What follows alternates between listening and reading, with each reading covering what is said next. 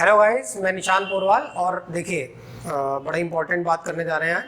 आज हम लोग जो है नीट में हमारी प्रिपरेशन किस तरीके से हो, जो हमारे फुल में से फुल मार्क्स आए, मतलब 180 आउट ऑफ 180। जी हाँ, पहले भी कई बच्चों ने करके दिखाया है अपने यहाँ से, और बाहर से भी करके दिखाया, ऐसा कुछ नहीं है। लेकिन हाँ, उनका डेडिकेशन क्या था, उनकी स्ट्रेटजी क्या थी, आज उस पर अपन बात करने वाले हैं। तो ध्यान रखिए कि नीट में 180 आउट ऑफ 180 मार्क्स कैसे आएंगे। तो देखिए गाइज, हमें क्या करना क्या होता है यहाँ पे। भूल जाइए आप पुरानी बात, वो फिजिक्स के लल्ला और वो फलाने ढिमके ऑनलाइन वाले, ये वाले वो वाले सब भूल जाइए आप। लेमन चूस आ गए और उन्होंने आपको बहुत सारा इधर उधर का मटेरियल दिया, और भूल जाओ। आज 20 नंबर आ रहे हैं, 150 नंबर आ रहे हैं, मतलब क्या है ये। इससे थोड़ी नीट आएगा। नीट में कम से कम 600 प्लस मार्क्स चाहिए भाई। कहाँ हो? उसके लिए केमिस्ट्री में फुल मार्क्स होना बहुत ज़रूरी है। ठीक है, भूल जाओ ऑनलाइन वगैरह से मार्क्स नहीं आते हैं ना, भूल जाओ। टाइम बर्बाद होता है और दिमाग भी डिस्ट्रैक्ट होता है, डिस्ट्रैक्शन हो जाता है। ऑनलाइन क्लास चल रही है, नीचे से कोई आ गया, फलाना ऐड आ गया, आपने उस पर क्लिक कर दिया, बस फिर तो दूसरी ऑनलाइन क्लास चालू हो गई है। तो वो नहीं करना है। भूल जाओ, सब भूल जाओ। लोगों ने मोटिवेशन क्लास दी, लोगों ने आपको स्ट्रेटजी प्लान कर करके बताई, तुक्के कैसे मारते हैं ये बताया, है ना। तो भूल जाओ भाई साहब, है ना। तुक्के मार के अगर नीट में सिलेक्शन हो रहा होता है ना, तो भाई साहब हम सब लोग तो आज ऊपर होते, है ना। तुक्के मार के डॉक्टर दवा दे देगा, तुक्के मार के डॉक्टर इंजेक्शन लगा देगा, और बेटा तुक्के मार के तुम्हारा काम 35 हो जाएगा। समझे कि नहीं? हाँ, तो तुक्के के चक्कर मत पड़ो, स्ट्रेटजी को देखो, सीखो, समझो क्या स्ट्रेटजी है, क्या फॉलो करनी है, कैसे क्या करना है।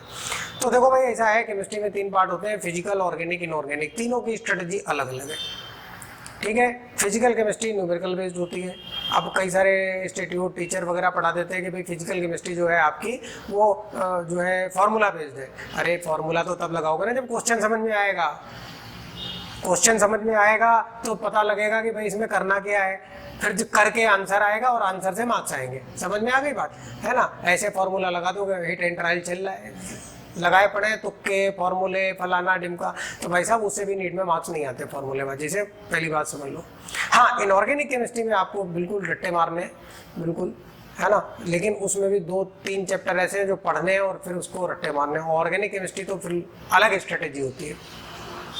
तो हम अपनी स्ट्रेटेजी की स्टार्टिंग करते हैं। सबसे पहले स्टार्ट करते हैं फिजिकल केमिस्ट्री से। तो देखिए, फिजिकल केमिस्ट्री जो है, इसमें आपको सबसे पहले थोरोली पूरी थ्योरी को पढ़ना है हमें। अगर आप पूरी थ्योरी पढ़ लेंगे तब फिर इसके आगे की बात होगी कि भाई ये फॉर्मूला है, फिर हम उसके शॉर्ट नोट्स बनाएंगे। थ्योरी पढ़ ली, थ्योरी की आप बनाइए शॉर्ट नोट्स, जैसे कि यहाँ पर अपन ने बना के दिखा रखा है कि शॉर्ट नोट्स कैसे बनाते हैं, है ना। कोई एक चैप्टर है, उसके शॉर्ट नोट्स थ्योरी वगैरह के पूरा बना लीजिए आप।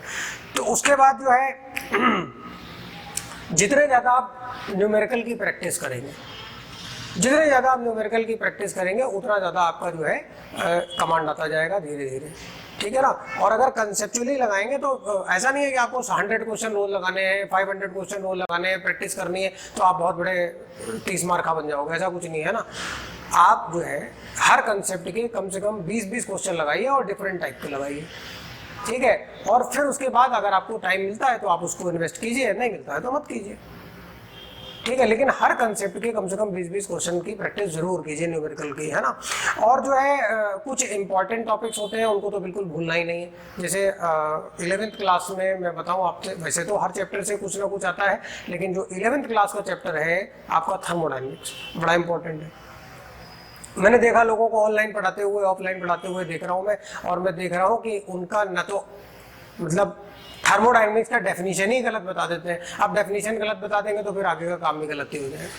तो ऐसा मत करिए, अच्छे रिसोर्सेज से पढ़िए, किसी अच्छे टीचर से पढ़िए, ज़्यादा आपको बेस्ट रिजल्ट मिलेंगे इसके, है ना। तो थर्मोडायनेमिक्स हो गया, आपका एटॉमिक स्ट्रक्चर हो गया, है ना। ये कुछ इंपॉर्टेंट टॉपिक है 11th क्लास के, है ना। बाकी आता हर चैप्टर से एक क्वेश्चन है, ये मान के चलिए आप, है ना। 45 क्वेश्चन आने तो 45 क्वेश्चन कैसे आएंगे? इसमें लगभग 15 क्वेश्चन फिजिकल केमिस्ट्री से होते हैं, 15 to 16, मतलब कोई एग्जैक्टली 1/3 तीनों से आता है ना। ऑर्गेनिक से कभी ज़्यादा आ जाता है तो इनऑर्गेनिक से कम आ जाता है, तो ऐसे बैलेंसिंग चलती रहती है। ठीक है ना।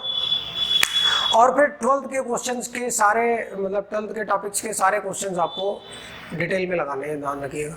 अगर आप 12th के क्वेश्चन को नहीं लगा पाएंगे तो फिर दिक्कत होगी, क्योंकि 12th के पोर्शन से कुछ ज़्यादा क्वेश्चन आते हैं, ध्यान रखिएगा, है ना। फिजिक्स में भी 12th के पोर्शन से ज़्यादा क्वेश्चन आते हैं, केमिस्ट्री में भी आते हैं। तो 12th का पोर्शन जो है वो आपका स्कोरिंग होता है, और जो 11th का पोर्शन है वो आपका फंडामेंटल होता है। लेकिन 11th के भी कुछ ऐसे चैप्टर है, थर्मोडायनेमिक्स है, 10% वेटेज है उसका, मतलब कम से कम 4 से 5 क्वेश्चन आते हैं थर्मोडायनेमिक्स और थर्मोकेमिस्ट्री से।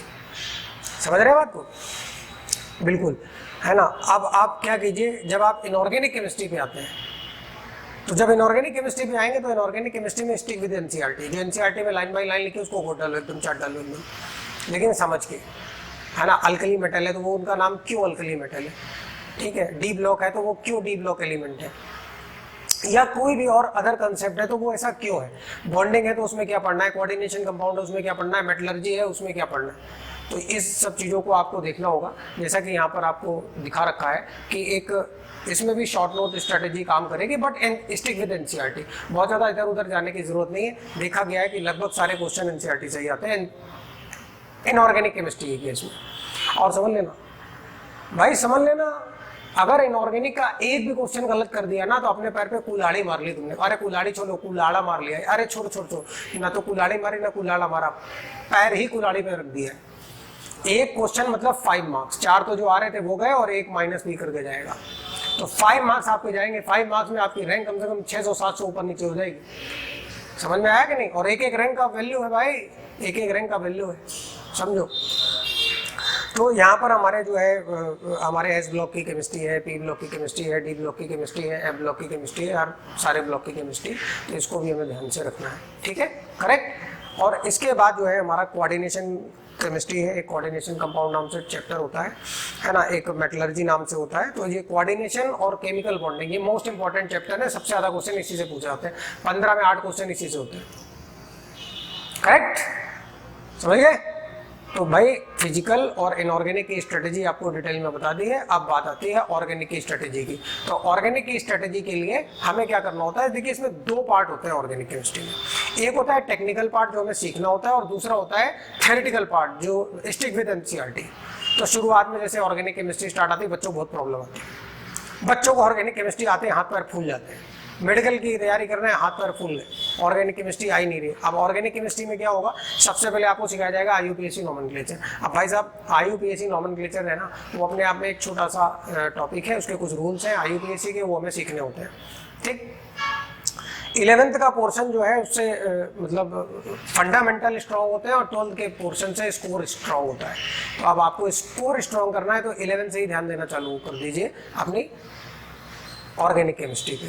ऑर्गेनिक केमिस्ट्री में आईयूपीएसी नॉमेनक्लेचर, जीओसी और आइसोमेरिज्म, ये 3 टॉपिक आपको फंडामेंटल मजबूत करने के काम आएंगे। और एक बार जीओसी आपको आ गई, जनरल ऑर्गेनिक केमिस्ट्री, जिसमें इलेक्ट्रॉनिक डिस्प्लेसमेंट इफेक्ट होते हैं, इसमें इंडक्टिव इफेक्ट होता है, रेजोनेंस इफेक्ट होता है, और जो है आपका मेसोमेरिक इफेक्ट होता है। रेजोनेंस और मेसोमेरिक इफेक्ट एक ही होता है लगभग, और हाइपर कंजुगेशन इफेक्ट होता है। फिर इसका एप्लीकेशन किसमें, एप्लीकेशन आपकी जो पूरी की पूरी जो हमारे आपके यहाँ पे इंटरमीडिएट्स होते हैं, कार्बोकेटायन है, कार्बेनायन है, फ्री रेडिकल है, कार्बीन है, नाइट्रीन है, बेंजाइन है, इनके स्टेबिलिटी वगैरह और इनके रिएक्शंस में एप्लीकेशन। जब भी रिएक्शंस में प्रोडक्ट बनाते हैं तो इनका इस्तेमाल करके बनाते हैं एक्चुअली में। तो ये सब यहाँ पे बहुत इंपॉर्टेंट चीज़ें हो जाती हैं। फिर क्या होता है, जब 12th का जो पोर्शन आता है वो टेक्निकलिटी से थोड़ा एनसीईआरटी बेस्ड हो जाता है। अब यहाँ पर आपको स्टिक विद एनसीईआरटी करना है, आप एनसीईआरटी से स्टिक होकर काम करेंगे, समझे। और जो सीक्वेंस में रिएक्शंस होती हैं वो डायरेक्ट एनसीईआरटी से आती हैं। जैसे कभी होता है कि ए से बी बना, बी से सी बना, सी से डी बना, तो इस तरीके का एक सीक्वेंस दे रखा होता है, उसमें आपको पूछ लेता है बताओ बी क्या है, सी क्या है, डी क्या है। तो इस तरीके की रिएक्शन डायरेक्ट एनसीईआरटी बेस्ड होती है। सीधा एनसीईआरटी की रिएक्शन अपन को याद करनी है, कुछ नहीं करना। एनसीईआरटी की रिएक्शन से स्टिक रहिए, मस्त रहिए, ठीक। फिर इसके बाद आता है बायोमोलिक्यूल, पॉलीमर और केमिस्ट्री इन एवरीडे लाइफ। तो इनसे भी भाई साहब एक क्वेश्चन जरूर आता है, तो इन पे भी आपको पूरा फोकस रखना है, ठीक। और इसके बाद प्रैक्टिस तो आप जितनी भी करें उतना अच्छा है। और फिर अल्टीमेटली आपको कुछ टेस्ट पेपर की प्रैक्टिस करनी पड़ेगी, स्टैंडर्ड टेस्ट पेपर की, ठीक है। कुछ लोग कुछ इंस्टीट्यूट में होते हैं वो अपने वहीं के टेस्ट पेपर, इंस्टीट्यूट क्या करते हैं जनरली जो पढ़ाते हैं वही टेस्ट पेपर पूछ लेते हैं। अब नीट वगैरह में तो ऐसा होता नहीं है, वहां तो कॉम्पिटेटिव लेवल पे क्वेश्चन आता है, हो सकता है पढ़ा हुआ क्वेश्चन आ जाए, हो सकता है अनसीन क्वेश्चन आ जाए। तो आपको कंसेप्चुअली पढ़ना है। ये बात मेरी फिर से सुन लीजिए, आपको चाहे फिजिक्स हो या केमिस्ट्री हो या बायोलॉजी भी हो इवन, है ना, केवल रट्टा मार के काम नहीं चलना। रट्टाफिकेशन से क्या होता है, कंफ्यूजन क्रिएट होती है, तो कंफ्यूजन नहीं करना है। कंसेप्चुअली पढ़िए और कंसेप्चुअली पढ़ के अपनी लाइफ में थोड़ा इजीनेस लाइए, है ना, अपनी जो स्टडी है उसको हैसल फ्री बनाइए। करेक्ट, चीजों को इम्प्लीमेंट करना सीखिए। पहले सीखिए तो, हाथ तो सीख ही नहीं रहे हो, हाथ तो गोटा मार मार के और बिल्कुल एकदम बिल्कुल चटनी बना के खाए जा रहे हो, ऐसा थोड़ी होता है। आप पहले चीजों को कंसेप्चुअल सीखिए और फिर उसके बाद उसको इम्प्लीमेंट कीजिए। इम्प्लीमेंट करने के बाद खूब प्रैक्टिस कीजिए, क्योंकि देखिए नीट में स्पीड बहुत मैटर करती है ना। 180 मिनट्स होते हैं, 200 क्वेश्चंस होते हैं। अरे भाई समझो बात को, 1 मिनट भी नहीं है क्वेश्चन पढ़ने के लिए, और आपको तो सही आंसर देना है। तो कैसे आएंगे मार्क्स, बताइए कैसे आएंगे मार्क्स? तो मार्क्स लाने के लिए भाई हमको कुछ स्पेशल करना पड़ेगा। तो मेरी बात समझिए, और नीट में आज जो मैंने आपको बताया उसको देखिए, हमारे चैनल को सब्सक्राइब कीजिए। हम आपको और भी आगे स्ट्रेटेजीज बताएंगे, और टू बी वेरी फ्रैंक एकदम कट टू कट स्ट्रेटेजी बताएंगे, जिससे आपके फुल में फुल मार्क्स आएंगे।